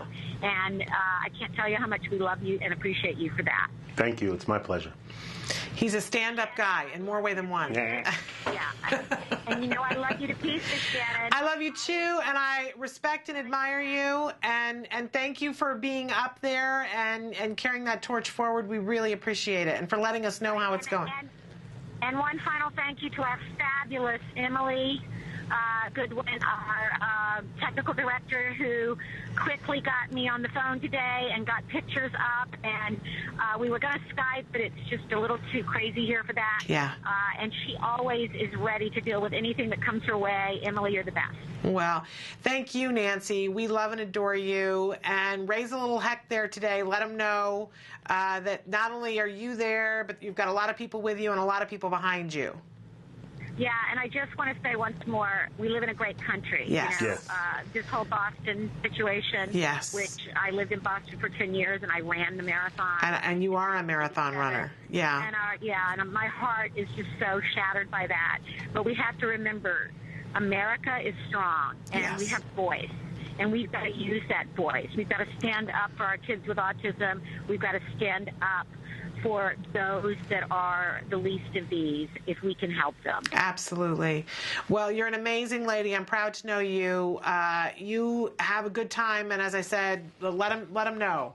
And I agree with you. How great is it that we live in a country that you can go stand on the steps of the Capitol and say, here's what I have to say. Right. It's an amazing thing. Great. It's pretty inspiring. All right, I'll see you next week. I'll see you this week, Shannon. I'll be on the air with you next week. Bye, guys. Have fun, Mark. Bye-bye. All righty. Bye-bye.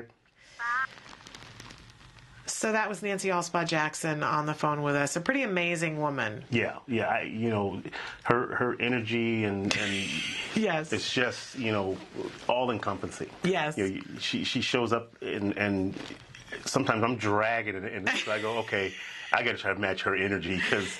Yes. And it helps, it helps to have somebody like that around you. Absolutely. We have been known to call her the Energizer Bunny behind her back because the woman has boundless energy, and it is a wonderful thing. I always say to her, I used to watch her when she would be on news outlets as a mom, and I didn't know her. I had seen her speak at different things, and she was always the person who had her hair done and had not matchy-matchy, but she had the shoes were right and went along with the purse, but they weren't matchy-matchy.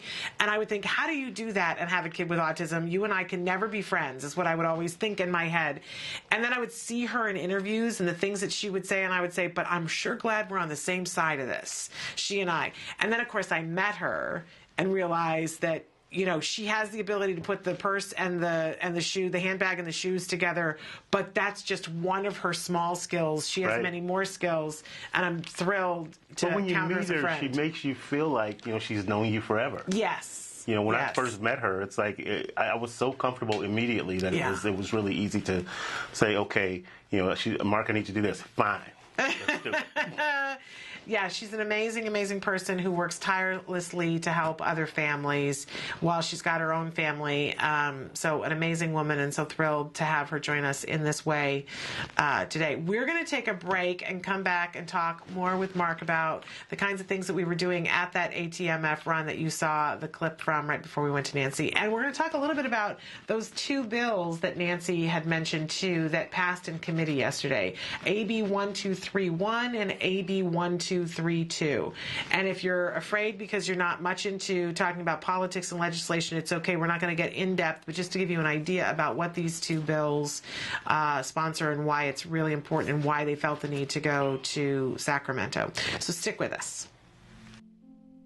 Currently in the United States, 1 in 88 children is affected by autism. 1 in 88 means something different when your child is the one. Recovery is possible. Hi, I'm Shannon Penrod, host of Autism Live, an online show about autism broadcast by CARD, the Center for Autism and Related Disorders. I'm also the mother of a child with autism, my beautiful son, Jem. You know our old joke, guess what? Chicken butt. Chicken butt. So we're going to take the chickens. But things weren't always so easy. I remember when Jem was first diagnosed with autism. I used to lay awake at night in bed and pray for someone or something that could help us to get our child back. My prayers were answered by Dr. Doreen Granpeesheh and the Center for Autism and Related Disorders. CARD treats autism and other related disorders using the principles of ABA, Applied Behavior Analysis, which is the only scientifically proven effective treatment for autism. It is also recommended by the American Academy of Pediatrics and the U.S. Surgeon General. About a year after we started treatment with CARD, we were able to see tremendous improvement, and we got our child back. What grade are you in? Second. You are a smart cookie, huh? Mm-hmm. Do you like school? Yeah. Do you have any good friends? Yeah, Oscar. Oscar is your best friend? Yeah. And my child is just one of thousands to benefit from CARD ABA therapy. Across the nation and around the world, children are making amazing progress and being given the keys to unlock their full potential. We are extremely grateful for the amazing job CARD has done in helping our daughter. Our daughter today, just in 4 months, I think is a totally different child than when she started with CARD. I kind of see it as, it seems like her brain in a way was asleep, and now that we've gotten so many services, we've seen her wake up. Teacher has some glasses. Recovery is possible if you take the right steps, if you're willing to put in all the hard work. And 7.5 years, yeah, it's a lot of work. It's worth every little bit, and CARD's been there with us every step of the way. I have 2 children with autism. I can't imagine a day without CARD or the therapists. They've been so instrumental in helping us with our kids and shaping their lives and helping us help them. Thank you, Christina Big Alex. Thank you, Jackie and Mariana. We've tried other things before ABA, but the most beneficial thing has been ABA services, and I'd be the first person to tell any newly diagnosed family that you have to contact an ABA provider, and if you're lucky enough to have CARD, you're very blessed. Recovery from autism is absolutely a possibility. We've been recovering children for over 20 years. It's just a matter of identifying the child's medical needs, understanding the child's sensory issues, and then teaching the child all of the skills they need in order to function normally. We know there's hope for autism. Autism is treatable, and recovery from autism is possible. Welcome back to Autism Live, and Let's Talk Autism with Shannon and Nancy. I'm Shannon, but this is definitely not Nancy.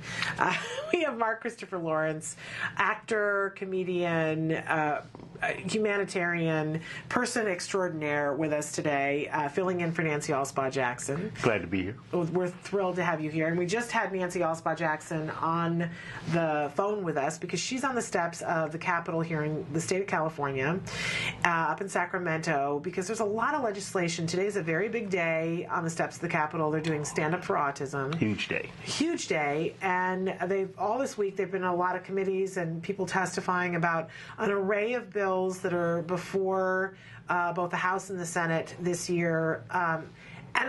And we talked about this a little bit a couple of weeks ago. We had Julie Cornack, who's a policymaker, on the show with us going over some of the legislation. And I was saying to our viewers, because we're seen in 103 countries, and I'm sure that there are some people who are out there thinking, okay, you know, let's get back to talking about some of the other things that are helpful to our children, because you're just talking about California. And I just want to say again that how one place goes everybody tends to follow. Maybe suit. Yes. Yeah, maybe not as fast as we would like for them to be, but we saw in Arizona. Arizona was the first state that got the autism insurance legislation passed, and now there's 32 states that have it. So it's really important. If somebody makes a leap, it does trickle down to all of us. Right. And this is a very important year. Some of these bills, Nancy was calling out two particular bills, AB 1231, which the author of that was Assemblyman Manuel Perez, who she mentioned to shout out to,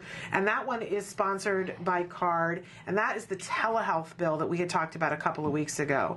When you think about all the things that you do in your day that have been upgraded technology-wise, right, and how you search things, I mean, you're significantly younger than I am, but I'm sure that you remember a time when if you had to look something up, you had to go catalog. Right.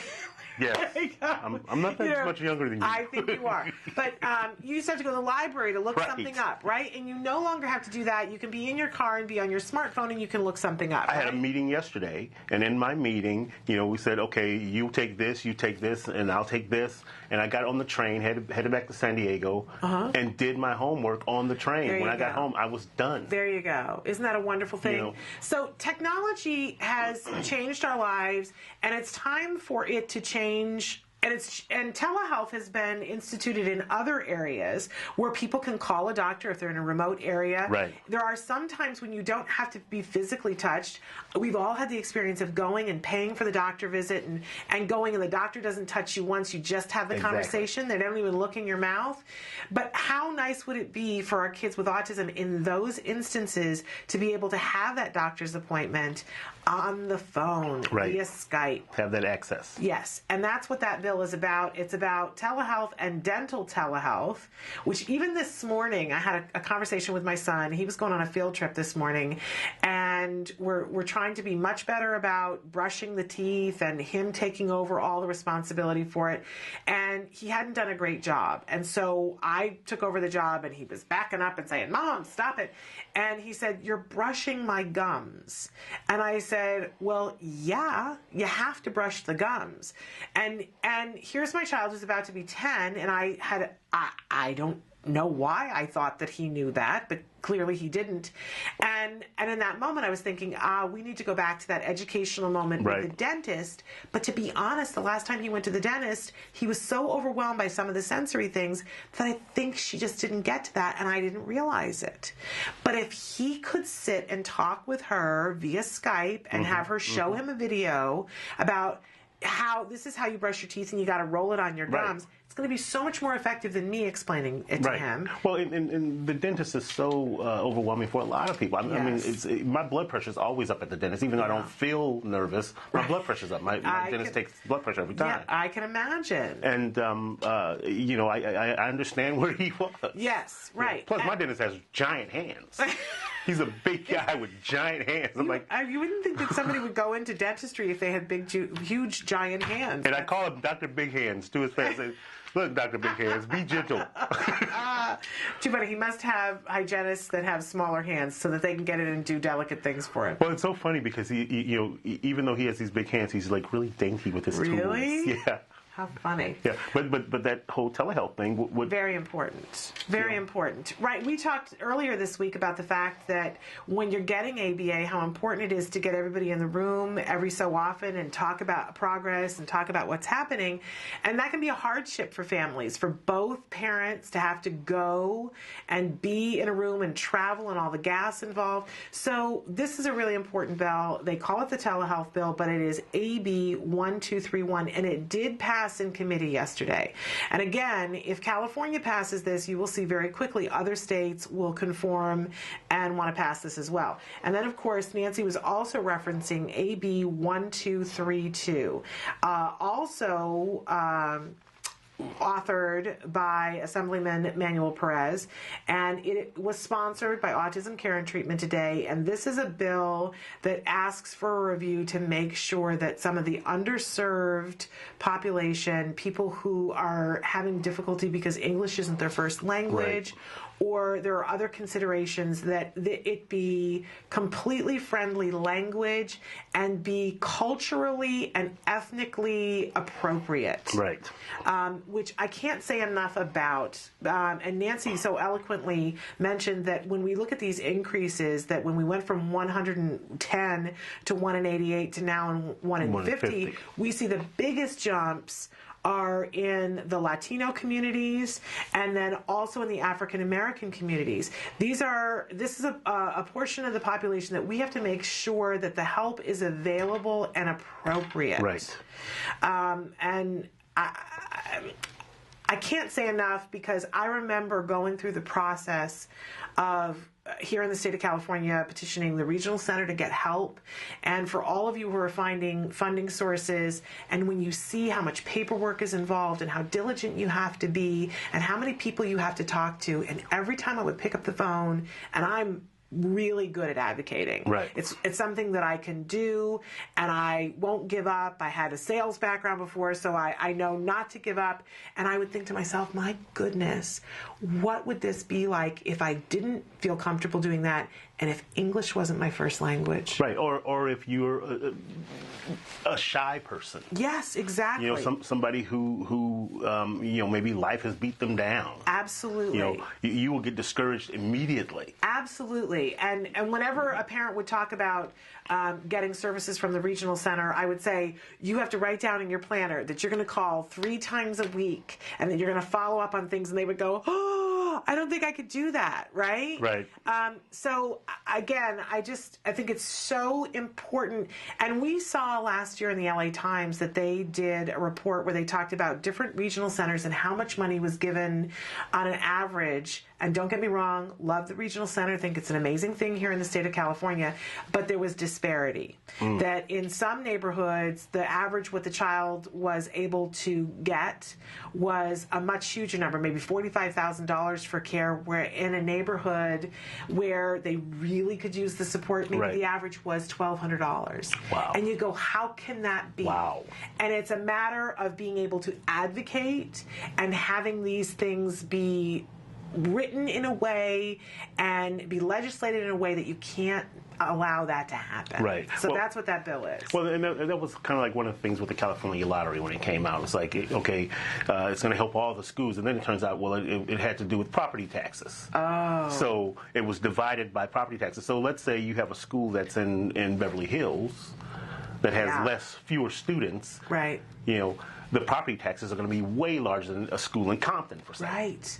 Right. And so they were getting more money in the Beverly Hills when they were probably the school that didn't need it nearly as much as the school in Compton. Right. So we have to level the playing field. Exactly. It's got to be level. It's got to be accessible. Yes. You know, absolutely. There should be like a simple sort of form that instead of pages and pages and pages, there's got to be some kind of way to make it accessible to people who have linguistic issues, and this is probably a bill that's going to help that. Absolutely, absolutely. And so that was sponsored by Autism Care and Treatment Today, and that's why Nancy was there on Capitol Hill yesterday testifying.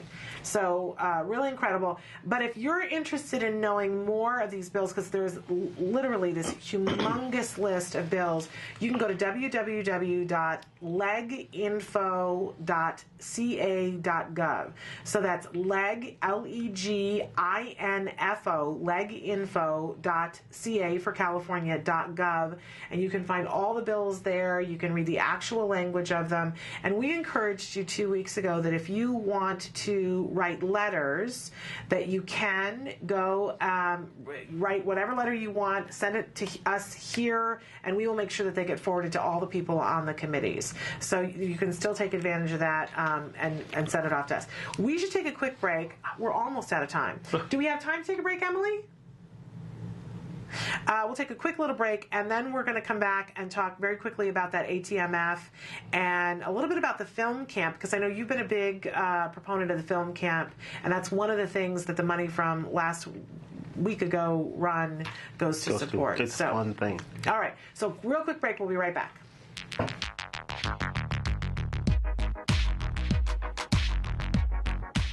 Every child with autism deserves a bright future. Without further clarification, the Affordable Care Act could actually result in less benefits for individuals with autism spectrum disorders.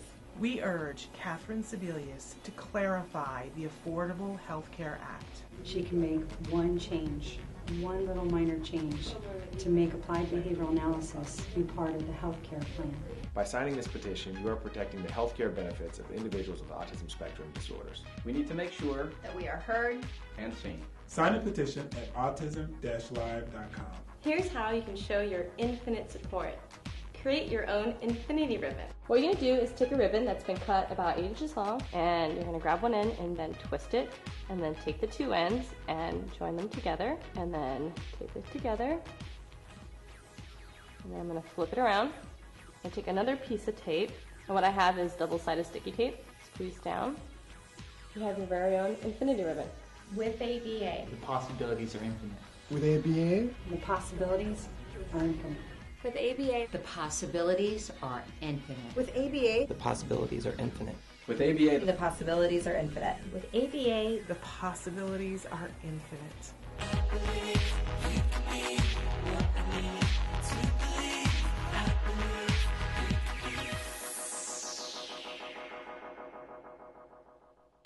Welcome back to Let's Talk Autism with Shannon and Nancy. I'm Shannon. I'm not Nancy. And we're so thrilled that today we have Mark Christopher Lawrence, a wonderful actor and comedian, star of Chuck. You were Big Mike on Chuck for a lot of years, and you have newly been added to the Glee cast as Unique's dad, and so thrilled, and we're looking to see more of Unique's dad on that show. Yes. That's a storyline I want to see followed. So we're doing our shout out to the Glee people saying I'm available. we want to see more. You know, when Kurt's dad started out, that was just a small role, and then that blossomed into nice a much bigger thing, and I want to see more from Unique's dad. So Ryan Murphy and others, if you're watching, that's what we want to see. But you've been filling in because Nancy is up in Sacramento, getting the job done, speaking out for all of you to make sure that some important legislation is passed. And the two bills that we had been talking about last week did pass in committee yesterday, so we'll keep you posted on those. But we also showed earlier a video of last week when we were all at the ATMF. That's the Autism Care and Treatment for Military Family Fun Run. There was a 10K, a 5K, and a fun run. Yes. And you were there at what, 6 a.m.? Oh, dark 30. Yes, oh, dark 30. and jovial at that hour. A lot of us were there at oh, dark 30, but we were just happy and cracking jokes and being funny. Well, you know, it's funny. I used to work out. I used to do a boot camp in that park. Oh, really? And so when I get to that park, it's like my body goes, oh, okay, it's time to work out? Let's go. Oh, yeah. Well, I was looking for a knapsack to sleep in, but there were a lot of Marines there. Yep. It was a pretty amazing event, and a lot of people running for a really good cause to raise money for autism care and treatment for military families. And you were one of the people there that was making the whole thing a very happy event. There was the child care area, and you were playing with some kids. We showed the video. You were actually helping to teach my child how to throw a football, because there's nobody else in our family that could show that to him, because neither my husband or I have any sports capability or interest. So my husband is also an actor, but you obviously had some sports in your background. He did not. Yeah, I played everything. Well, it was wonderful. Hated basketball. Really? Hated stuff where you had to run and you didn't really get to hit anybody. All right, well, that puts it all in perspective for me. But it was wonderful. You were playing with some of the kids and having a really good time. And this was not your first ATMF run. No, I've been to all of them. So, because this was the third one, is that correct? It's the third one, yes. It was my first time. It's kind of an amazing event. The goodwill that is there. I know this week we're going to be going to the Autism Speaks walk in Pasadena, and it's a humongous thing. Like, you really have to know where to meet somebody if you're going to meet somebody there, because you can't possibly find them. Right. This run is cozier, although still a huge group of people, but an amazing spirit that it has. Well, you know, it's in its early stages, but and I'm sure it's going to get bigger and bigger. Yes. And I think there has to be sort of a thing where not only does Act Today sort of reach out to the community, but the sponsors need to start helping reach out to the community, and that's what's going to grow it. Absolutely. But it's a lovely event, and so many military families that were there, and we've talked before on the show, and as you know, Mark, for military families that have a child with autism, they have all the challenges that the rest of us have, and then more, because they're defending our country. And fighting for our freedom. Yes, and being moved. The deployments, the multiple deployments, those things are intangible. I mean, we can't really understand what that is if we're not in that situation. Absolutely. And but we need to be compassionate towards it. You've got to be compassionate and got to understand that they need more help. Yeah, absolutely. And one of the recurring themes that I heard about interviewing people all morning long were people talking about the film camp that they had done with Joey Travolta, Inclusion Films. And I know you got to be there last year on the red carpet when they were debuting the films. It was fantastic. Was it? Yeah, just to watch, the kids interact with Joey and each other. Yeah. And how it really brought out, their strengths, these kids' strengths. And gave them this confidence, that was really fantastic. And we can say that, Joey Travolta does the Inclusion Films and does it for different age ranges and does it all over North America, even does it in Canada. So if you want more information about that, go to Inclusion Films. You can Google it. Amazing, amazing thing. But there is one just for the military families in the summer. That's what we're talking about. And that event pays for it in large. They're also sponsors for it, but really amazing event. We're literally out of time here, but I want to thank you, Mark, so much for being here and filling in. What a stand-up guy you are. Thanks for having me. Literally and figuratively. We'll have to have you back. Yeah, whenever something's going on, we'll have to have you come back because it's been so much fun, and I'm loving the haircut that you gave me. I want to remind all of you that we're back tomorrow. We have some very exciting guests tomorrow. Carrie Magro, we've had him on the show before, on the spectrum, amazing young man, will be here with us, a great, great speaker. That's first thing in the morning. We'll also have Ashley with great stuff with Ashley. So make sure that you tune in for that. But I'll see you tomorrow. Until then, give your kiddos a hug from me. Bye-bye for now.